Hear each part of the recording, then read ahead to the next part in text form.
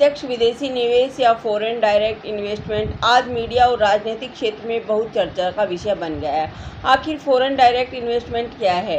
इसका स्पष्टीकरण को न तो कोई राजनेता तैयार है और न जनता के पास इसकी समझ है कि भारत के आर्थिक क्षेत्र में विदेश का हस्तक्षेप उचित है अथवा अनुचित। डॉक्टर मनमोहन सिंह की सरकार में एफडीआई की पहल विपक्ष ने गलियों का विवाद का विषय रही है। मीडिया की इसके विषय में कुछ अलग ही राग रहा है। मीडिया जो समाज को मार्गदर्शन का कार्य करती है वह जनता को गुमराह करने में लगी रही। एफडीआई कोरा बहस का मुद्दा बनी रही। जनता के समक्ष इसकी सच्चाई व्यक्त करने से राजनेता और मीडिया दोनों कतराते रहे। आज भी भारत की आम जनता एफडीआई के विषय में परिचित नहीं हो पाई है। एफडीआई क्या है? एफडीआई का अर्थ है अपने देश की बाजार में विदेशी व्यापारियों द्वारा अपना धन निवेश करना, चाहे वह अपने उत्पाद के रूप में हो या भारत में अपना उत्पाद तैयार करना अथवा भारत की मुर्दा पड़ी कंपनियों में अपना धन निवेश कर उसे सुचारू रूप से संचालित करना। विदेश कंपनियां भी दूसरे देशों में कंपनियां चलाने के लिए इसलिए तैयार हो जाती है कि उन्हें अपने देश की अपेक्षा दूसरे देशों में, खासकर भारत जैसे देश में बहुत सस्ते दर पर मजदूर और संसाधन उपलब्ध हो जाते हैं और भारत जैसे देश दूसरे देश से अपने देश के विकास के लिए धन प्राप्त कर लेते हैं। इसी बहाने देश में नवीन अत्याधुनिक तकनीक उपलब्ध हो जाती है, साथ ही रोजगार के नए अवसर और सीखने और अनुभव करने के अवसर प्राप्त हो जाते हैं। एफडीआई पोर्टफोलियो निवेश के विरुद्ध है। यहाँ निवेशकर्ता प्रबंधन में बहुत परेशान कर दिया जाता है। विदेशी सीधे निवेशकर्ता किसी भी व्यापारिक संस्थान में मताधिकार भी प्राप्त कर सकता है। इस प्रकार सीधे निवेश में वह हर प्रकार से सुरक्षित रहता है। वह पूरी कंपनी इसके समस्त हकों को अधिग्रहण कर सकता है। किसी संयुक्त व्यापारिक संस्थान के पूरे हिस्से को अधिग्रहण कर सकता है और उसे असंबद्ध व्यापारिक संस्थान में समाहित कर सकता है। वह किसी व्यापारिक जोखिम उठाने में भी सम्मिलित हो सकता है। इस प्रकार विदेशी निवेशकर्ता का हित पूरी तरह से सुरक्षित रहता है।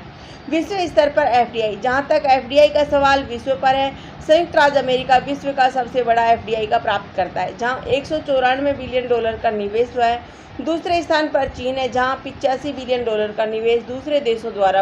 भारत में विदेशी निवेश की शुरुआत 1990 में हुई, जब भारत में सबसे कम निवेश 1 बिलियन डॉलर से भी कम हुआ।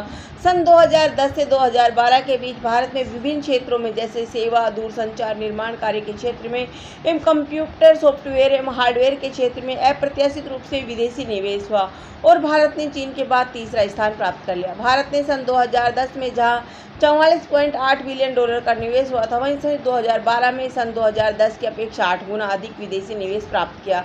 सन 2012 में भारत सरकार फॉरेन एक्सचेंज मैनेजमेंट एक्ट के अंतर्गत 49% विदेशी निवेश उड्डयन के क्षेत्र में, 74% प्रसारण के क्षेत्र में, लगभग 51% मल्टी ब्रांड रिटेल के क्षेत्र में और 100% विदेशी निवेश सिंगल ब्रांड रिटेल के क्षेत्र में एफडीआई की अनुमति प्रदान की।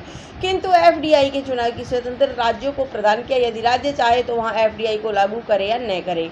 एफडीआई से लाभ। यह निर्विवाद तथ्य है कि एफडीआई से भारत की अर्थव्यवस्था सुदृढ़ हुई है। मौजूदा दशक की स्थिति यदि इसे पूर्व के दशक की स्थिति से तुलना की जाए तो भारत के आम नागरिक की आर्थिक स्थिति में बहुत अंतर आया है। अब तक भारत में प्रत्येक गलियों में मनुष्य की आवश्यकता की फुटकर की दुकानें थी, जिससे जनसंख्या का बहुत बड़ा भाग अपने रोजमर्रा की जरूरतों के अनुसार सामान खरीदता था।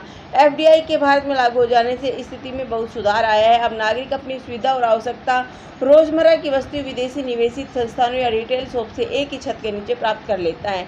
भारत में एफडीआई के आ जाने से जहां गली के फुटकर विक्रेता अपने व्यापारिक गतिविधियों के लिए भयभीत है, वहीं क्रेता एफडीआई के आ जाने से प्रसन्न है कि वे अपनी आवश्यकता के अनुसार अपनी पसंद की वस्तुओं की गुणवत्ता को अच्छी तरह जांच परख कर पूर्ण रूप से संतुष्ट होकर उचित मूल्य प्राप्त कर लेते हैं।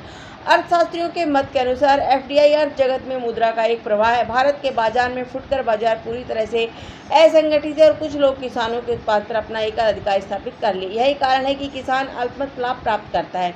प्रतिबंधित क्षेत्र एफडीआई फुटकर क्षेत्र में किसानों के उत्पाद का बाजार में मांग के अनुसार उचित मूल्य प्रदान कर उन्हें लाभान्वित कर सकता है। भारत सरकार एफडीआई को सभी क्षेत्रों में लागू नहीं किया है। कुछ क्षेत्रों को एफडीआई से दूर रखा है। वे क्षेत्र हैं चिटफंड के व्यापार, निधि कंपनी, कृषि और वृक्षारोपण संबंधी क्रियाकलाप, रियल एस्टेट के व्यापार, फार्म हाउस निर्माण या विकास के आदान प्रदान के व्यापार, लॉटरी या व्यापार, चाहे वो सरकारी लॉटरी हो या व्यक्तिगत या ऑनलाइन लॉटरी हो, जुआ और कसिनो आदि का व्यापार, सिगरेट बनाने और बेचने के व्यापार आदि। एटॉमिक एनर्जी, रेलवे परिवहन को भी देश के लाभ के लिए एफडीआई से सुरक्षित रखा है। एफडीआई से हानि। एफडीआई से हानि तभी है जब आर्थिक रूप से सशक्त निवेशक प्रतिद्वंदी व्यापारिक संस्थानों पर अपना एकल आधिपत्य स्थापित कर अपनी मनमानी करने लगे।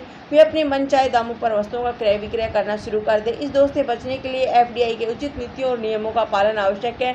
इससे इस प्रकार के एकल आधिपत्य से बचा जा सकता है। देश की जनता को विदेशियों के हाथों का खिलौना नहीं बनना चाहिए।